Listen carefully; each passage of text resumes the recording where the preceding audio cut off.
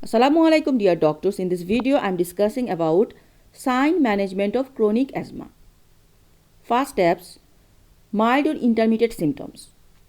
We start the treatment under 5 years and 5 to 12 years, both case short acting beta agonist. Remember, mild asthma we start treatment first short acting beta agonist. Then regular prevention of asthma therapy. We use, in case of under 5 years of age old, we give regular inhaled corticosteroid. But if steroid cannot we can use, then we can give leukotriene receptor antagonist.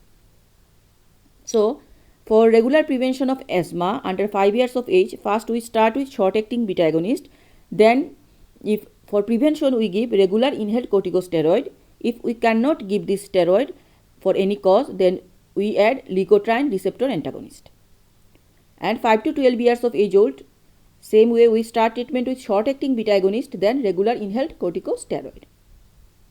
Next, if cannot control, initially add on the therapy and less than 5 years of age old, add leukotriene receptor antagonist to corticosteroid.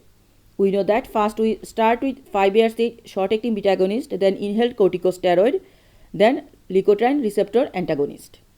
Now 5 to 12 years of age old and asthma, chronic asthma management. First we start with short acting beta agonist, then we add it for prevention regular inhaled corticosteroid. Then if short acting beta agonist not working, we add long acting beta agonist to inhaled corticosteroid. If no long acting beta agonist respond, stop long acting beta agonist and continue to step 3. If improvement with long acting beta agonist but insufficient, we control, then continue to step 3. Okay, I am again repeating. 5 to 12 years of age old, we start chronic asthma with short acting beta agonist. Then for prevention, we add regular inhaled corticosteroid. Then if not control, we replace short acting to long acting beta agonist. If long acting beta agonist is not controlling with inhaled corticosteroid or insufficient controlling, then we continue step 3.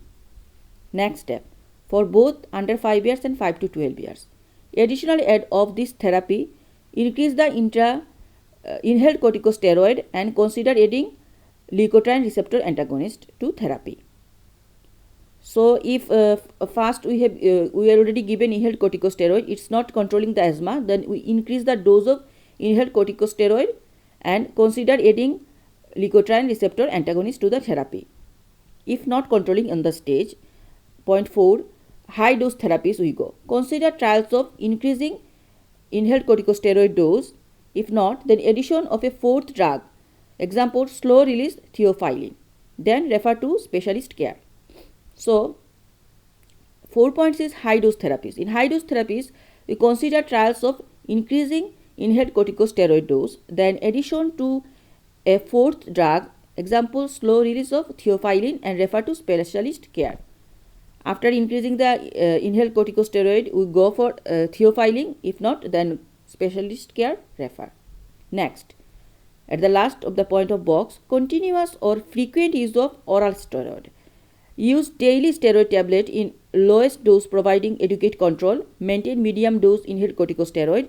Consider other treatments to minimize use of steroid tablets and refer to specialist care. Last box, I am again repeating, continuous or frequent use of oral steroid. Use daily steroid tablet in lowest dose providing adequate control. Maintain medium dose inhaled corticosteroid. Consider other treatment to minimize use of steroid tablets and refer to specialist care. Now, sign define that complete control of asthma is. How can we know the asthma is completely controlled? These are no daytime symptoms, no nighttime awakening due to asthma, no need for rescue medication, no asthma attacks, no limitations on activity including exercise where relevant normal lung function in practical terms, FEV1 or PEF1 more than 80% predicted or best, minimal side effects from medications. I am again repeating, when it is defined that complete control of asthma, the features are no daytime symptoms, no nighttime awakening due to asthma, no need for rescue medication, no asthma attacks, no limitations on activity including exercise where relevant, normal lung function in practical terms, FEV1 and or PEF1 more than 80% predicted or best, and minimal side effects from medications.